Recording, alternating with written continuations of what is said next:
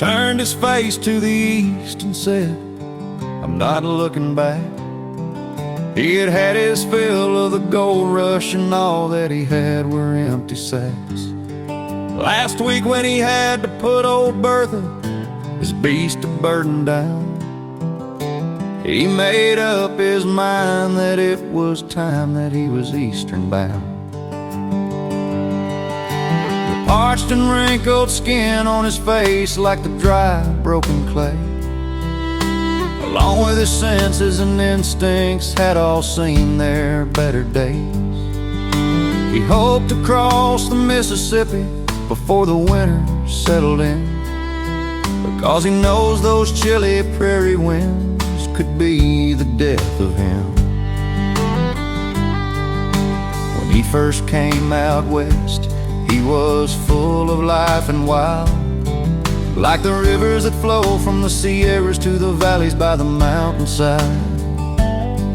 When he makes it back to Boston, he will get a shave and a bath, maybe look up an old friend or two, that is, if he has any left. Some new men in the camp told him that things back east were not the same. And when he bunked in Colorado, he thought, how much could 40 years change? By the time he made it to Kansas, he was second-guessing himself. If he even made it to Boston, would he have any will to live and love left?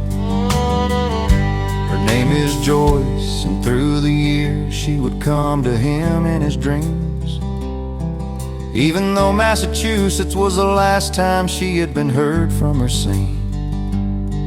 Her picture is in his timepiece in his pocket that is empty of gold, and whenever he thinks of Boston, it's of her instead of the cold. Last night in Missouri, he thought he heard some Chickasaw in the mountains. When he made it to Ohio, he was still thinking about them. Then he met a trapper and his son not far from the river. Said that his name was Boone. He decided that year with them to winter.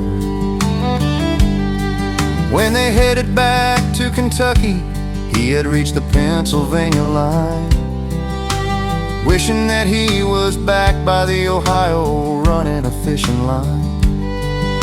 The Alleghenies weren't so cruel when he first met them as a young man, but now he wonders if he will be able to survive them. And will Boston even be worth it? Will it feel like home anymore? Bertha would have nudged him in his back with her stubbornness and snorts. In '84, some hunters found his body on a trail near Harrisburg. Nothing left but his bones, the rest was eaten long ago by the hungry birds. They gave him a decent burial and spoke a few words of their faith, and wondered how and why an old 49er would be that far back east.